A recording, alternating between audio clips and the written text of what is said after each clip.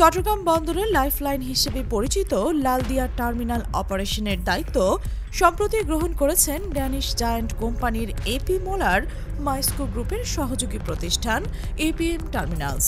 কিন্তু এখানে শেষ নয়। পতেঙ্গা কন্টেইনার টার্মিনাল এবং পানগাঁও কন্টেইনার টার্মিনালের মতোই এখান থেকেও কমিশন ভাগর চিত্রটি প্রকাশ্যে এসেছে, যার পুরোটাই যাচ্ছে শেখ পরিবার এবং শীর্ষস্থানীয় আওয়ামী লীগ নেতাদের পকেটে। পতনশীল আওয়ামী লীগ সরকারের আমলে একের পর এক গুরুত্বপূর্ণ টার্মিনাল বিদেশি কোম্পানির হাতে তুলে দেওয়ার যে প্রক্রিয়া শুরু হয়েছিল, অন্তর্বর্তী সরকারও সেই ধারাবাহিকতা অব্যাহত রেখেছে। সরকারের উদ্দেশ্য যদি বন্দরের সক্ষমতা বৃদ্ধি হয়, তবে এর পেছনের বড় অঙ্কের কমিশন ভাগাভাগির একটা সুস্পষ্ট চিত্র দেখা যাচ্ছে, যা দেশের অর্থনীতির ভিত্তিকে আরও দুর্বল করে তুলেছে। এই নিয়ন্ত্রণ যদি পলাতক দলের হাতে থাকে, তবে যে কোনো সময় নতুন করে অস্থিরতা তৈরির আশঙ্কা করছেন বিশ্লেষকরা। বিষয়গুলো গভীরভাবে অনুসন্ধান করে দেখা গেছে, বিদেশি প্রতিষ্ঠানের আড়ালে এই ব্যবসা নিয়ন্ত্রণ করছে মূলত আওয়ামী লীগ পরিবারেরই প্রতিষ্ঠানগুলো। পতেঙ্গা কন্টেইনার টার্মিনালের দায়িত্ব পাওয়া সৌদি আরবের প্রতিষ্ঠান Red Sea Gateway Terminals International এর লোকাল এজেন্ট হল শেখ মুজিবুর রহমানের চাচাতো ভাই শেখ হাফিজের মালিকানাধীন প্রতিষ্ঠান এসএইচআর শিপিং। সদ্য চুক্তিবদ্ধ হওয়া পানগাঁও কন্টেইনার টার্মিনালের পরিচালক দায়িত্ব পাওয়া সুইজারল্যান্ডের প্রতিষ্ঠান মেডলকের ব্যবসায়িক অংশীদার সাবেক হোসেন চৌধুরীর মালিকানাধীন মেডিটেরিয়াল শিপিং কোম্পানি। আর নির্মাণাধীন লালদিয়া চর কন্টেইনার টার্মিনাল, যা চট্টগ্রামের সবচেয়ে আধুনিক টার্মিনালগুলোর মধ্যে, তার বাংলাদেশি অংশীদার কিউএনএস কন্টেইনার সার্ভিসের মালিক শেখ হাসিনার ফুফাতো বোনের স্বামী নুরুল কাইয়ুম খান। শুধু তাই নয়, চট্টগ্রাম বন্দরের সবচেয়ে আধুনিক টার্মিনাল এনসিটি এর দায়িত্ব নিতে আগ্রহী গ্লোবাল টার্মিনাল অপারেটর ডিপি ওয়ার্ল্ডের লোকাল এজেন্টও সাবের হোসেন চৌধুরীর মালিকানাধীন এইচআর শিপিং। মজার বিষয় হলো, আগে ডিপি ওয়ার্ল্ডের সমস্ত কাজ এইচআর শিপিং করলেও গত 3 মাস ধরে তাদের কেউই বন্দরে আসেননি। বন্দরের কাছে এজেন্ট পরিবর্তনের কোনো আনুষ্ঠানিক তথ্য নেই।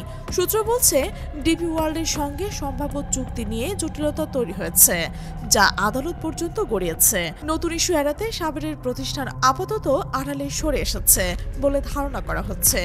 বন্দর সূত্র জানায়, গত 17 নভেম্বর রাজধানীর ইন্টারকন্টিনেন্টাল হোটেলের এক জমকালো অনুষ্ঠানের মাধ্যমে চট্টগ্রাম বন্দরের লালদিয়া চর এবং ঢাকার কেরানীগঞ্জের পানগাঁও কন্টেইনার টার্মিনাল পরিচালনার জন্য দুটি বিদেশি কোম্পানির সঙ্গে চুক্তিবদ্ধ হয় চট্টগ্রাম বন্দর কর্তৃপক্ষ।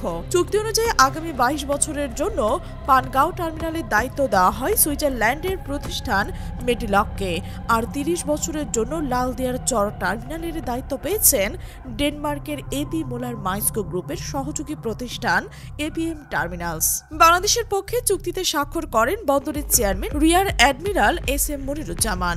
বিদেশি পক্ষগুলোর পক্ষে স্বাক্ষর করেন মেডলক বাংলাদেশের ব্যবস্থাপনা পরিচালক এটিএম আনিসুর মিল্লাত এবং এপিএম টার্মিনালসের ভাইস প্রেসিডেন্ট মার্টেইল ভ্যান ডঙ্গেন। অনুসন্ধানে জানা যায়, এই বিদেশি কোম্পানিগুলোর স্থানীয় অংশীদার হিসেবে কাজ করছে প্রভাবশালী আওয়ামী লীগের পরিবারের ঘনিষ্ঠজনেরা। এপিএম টার্মিনালসের লোকাল এজেন্ট হিসেবে নিয়োগ করা হয়েছে নুরুল কাইয়ুম খানের মালিকানাধীন কিউএনএস কন্টেইনার সার্ভিসেসকে।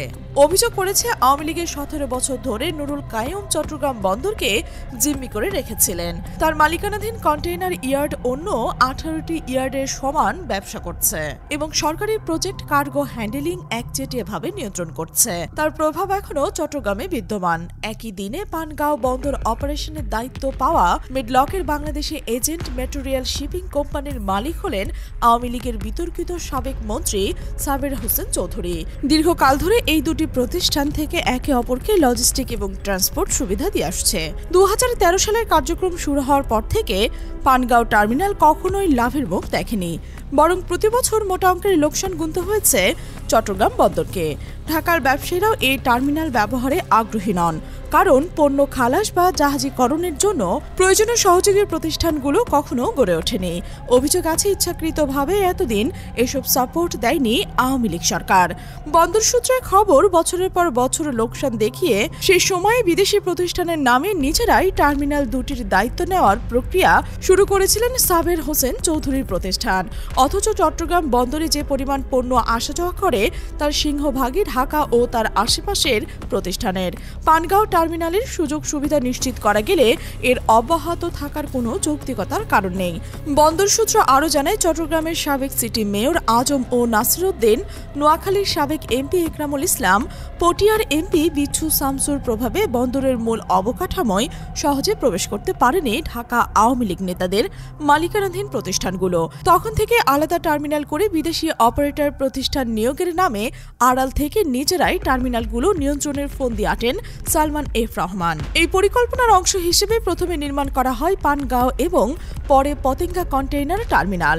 পিসিটিতে সবার আগে বিদেশি অপারেটর নিয়োগ করা হয় 2019 সালের 31 জুলাই। নৌ পরিবহন মন্ত্রণালয় বিশ্বের শীর্ষ টার্মিনাল অপারেটরদের অন্যতম সৌদি আরবের রেড সি গেটওয়ে টার্মিনাল কোম্পানির লিমিটেডের সঙ্গে পিপিপি ভিত্তিক সমঝোতার স্মারক স্বাক্ষর করে, কিন্তু চূড়ান্ত চুক্তি হয় রেড সি গেটওয়ে ইন্টারন্যাশনাল বা RSGTI নামের যুক্তরাষ্ট্রের নিবন্ধিত একটি প্রতিষ্ঠানের সঙ্গে। পিসিটি ছিল সম্পূর্ণ নিয়মিত একটি গ্রিনফিল্ড প্রকল্প। শেষ পর্যন্ত সেই পতিত সরকারের সিদ্ধান্তে RSGTI-কেই বুঝিয়ে দেওয়া হয় টার্মিনালটি। এই চুক্তির বিরোধিতা করায় তৎকালীন চট্টগ্রাম বন্দরের এক চেয়ারম্যানকে সরিয়ে দেওয়া হয়েছিল। নাম প্রকাশ না করার শর্তে তিনি আমাদের জানান, প্রতারণার মাধ্যমে করা ওই চুক্তির বিষয়টি তিনি ধরে ফেলেছিলেন, কারণ ওই কোম্পানির সঙ্গে সালমান এফ রহমান শেয়ার ছিল। এছাড়াও শেখ মুজিবের চাচাতো ভাই শেখ হাফিজের SHR শিপিং ছিল RSGTI-এর লোকাল এজেন্ট। বিষয়টি নিয়ে তৎকালীন নৌ পরিবহন প্রতিমন্ত্রী খালিদ মাহমুদ চৌধুরীর সঙ্গে একাধিকবার কথা বললেও কোনো আগ্রহ না দেখে তিনি সরাসরি তৎকালীন প্রধানমন্ত্রী শেখ হাসিনাকে লিখিতভাবে জানান। চিঠি পাঠানোর কয়েকদিনের মধ্যেই তাকে সরিয়ে দেওয়া হয় এবং তার স্থলাভিষিক্ত হন শেখ হাসিনার আস্থাভাজন যাযাবরের সাবেক মুখপাত্র সোহেলকে দিয়েই চুক্তিটি বাস্তবায়ন করা হয়। চট্টগ্রামের শিপ হ্যান্ডেলিং ও বার্থ অপারেটর অ্যাসোসিয়েশনের শীর্ষ এক নেতার নাম প্রকাশ না করার শর্তে জানান, এখন পর্যন্ত চট্টগ্রাম বন্দরে যে 3টি টার্মিনাল বিদেশি প্রতিষ্ঠানের নিয়ন্ত্রণে ছেড়ে দেওয়া হয়েছে তার সবকয়টির সঙ্গেই কোনো না কোনোভাবেই আওয়ামী লীগের, বিশেষ করে সরাসরি শেখ হাসিনার পরিবারের সংশ্লিষ্টতা রয়েছে।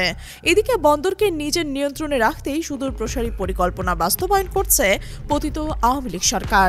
অন্তর্বর্তী সরকারের ক্ষমতায় এসে বন্দরের সক্ষমতা বৃদ্ধিতে মনোযোগ দিলেও এর পেছনে শেখ পরিবারের কলকাঠি নাড়ানোর বিষয়টি এখনও অনেকের কাছে স্পষ্ট নয়। তিনি মন্তব্য করেন, টার্মিনালগুলোর দায়িত্বে বিদেশি অপারেটর থাকলেও শেখ পরিবারের কানেকশন বিচ্ছিন্ন করতে না পারলে বন্দরের মতো স্পর্শকাতর প্রতিষ্ঠানের নিয়ন্ত্রণ থাকবে সেই একই মহলের হাতে। প্রিমিয়াম বিশ্ববিদ্যালয়ের উপাচার্য অর্থনীতিবিদ অধ্যাপক নসরুল কাদির জানান, টার্মিনালগুলোতে বিদেশি অপারেটর নিয়োগ প্রক্রিয়া অস্বাভাবিক দ্রুততা ও গোপনীয়তার সঙ্গে করা হচ্ছে। সব উদ্যোগ পতিত সরকারই নিয়েছিল এবং বর্তমান সরকার সেই ধারাবাহিকতা রক্ষা করছে। জনগণের সামনে সবকিছু খোলাসা করা উচিত ছিল, কিন্তু তা হয়নি। প্রতিটি টার্মিনালের সঙ্গে শেখ পরিবার বা আওয়ামী লীগ সরকারের পরিবারের যোগসূত্র সাধারণ জনগণের মনে বিরূপ ধারণা তৈরি করতে পারে এবং সত্যি হলে দেশের নিরাপত্তার জন্য ঝুঁকিপূর্ণ হবে। এ ব্যাপারে এপিএম টার্মিনালসের ব্যবসায়িক পার্টনার QNS কন্টেইনার সার্ভিসেস ব্যবস্থাপনা পরিচালক নুরুল কায়ুম চৌধুরী জানান, শেখ পরিবারের সঙ্গে তার কোনো সম্পর্ক নেই। তিনি খালেদা জিয়া প্রধানমন্ত্রী থাকাকালীন চট্টগ্রাম চেম্বার সহ বন্দর কেন্দ্রিক একাধিক ব্যবসায়ী সংগঠনের নেতৃত্ব দিয়েছেন, যা শেখ হাসিনা বা ডক্টর ইউনূসের আমলে অব্যাহত রয়েছে। তিনি সবার সাথে ঘনিষ্ঠভাবে কাজ করছেন এবং শেখ হাসিনার আমলে কোনো বাড়তি সুবিধা নেননি। G2G পদ্ধতিতে ডেনমার্ক আর বাংলাদেশ সরকারের তাদের ব্যবসায়িক প্রোফাইল দেখেই এপিএম টার্মিনালসের পার্টনার হিসেবে নির্ধারণ করেছে। নির্বাচনের চেষ্টা করেছিলেন, তিনি রাজনীতিতে আগ্রহী নন বলে তিনি দাবি করেছেন। অন্য দুটি লোকাল এজেন্ট কোম্পানির মালিক সাবের হোসেন চৌধুরী ও শেখ হাফিজের বক্তব্য জানতে যোগাযোগ করা সম্ভব হয়নি। চট্টগ্রাম বন্দরের সচিব ওমর ফারুক অবশ্য ভিন্ন কথা বলছেন। তিনি জানান, টেন্ডারের মাধ্যমে স্বচ্ছ প্রক্রিয়ায় অপারেটর নিয়োগ হয়েছে। এটি সরকারের নীতি নির্ধারণী পর্যায় থেকেই হ্যান্ডেলিং করা হচ্ছে। সব অপারেটর আন্তর্জাতিকভাবে স্বীকৃতি ও স্বনামধন্য প্রতিষ্ঠান, তবে তাদের মধ্যে দেশীয় কোনো প্রতিষ্ঠানের লিঙ্ক আছে কিনা তা তিনি জানেন না, বরং বন্দর কর্তৃপক্ষের জানার বিষয়ও নয়। লোকাল এজেন্টের টার্মিনাল নিয়ন্ত্রণের মতো প্রভাবশালী নয়। তারা প্রিন্সিপাল প্রতিষ্ঠান হয়ে কিছু দাপ্তরিক কাজ করছে এবং সার্ভিস চার্জ পায়, এর বেশি কিছু নয়। দর্শক, বন্দরের এই স্পর্শ স্পর্শকাতর নিয়ন্ত্রণ এবং কমিশনের টাকা লেনদেনের এই গুঞ্জন দেশের অর্থনীতির নিরাপত্তার জন্য এক গভীর উদ্বেগের কারণ। এই বিদেশি নির্ভরতা আসলে কতটা দেশের জন্য মঙ্গলজনক, নাকি নিয়ন্ত্রণ ধরে রাখার এক কৌশল? এই প্রশ্নের উত্তর সময়ের হাতেই ছেড়ে দিতে হচ্ছে। আর আমরা অপেক্ষায় রয়েছি আপনার মূল্যবান মতামতের জন্য। আপনি যদি আমাদের এই চ্যানেলে নতুন হয়ে থাকেন, অবশ্যই সাবস্ক্রাইব করে বেল আইকনটি বাজিয়ে রাখুন, যেন পরবর্তীতে এমন বিশ্লেষণধর্মী প্রতিবেদন সবার আগে আপনার কাছে পৌঁছয়। আমাদের সাথে থাকার জন্য ধন্যবাদ।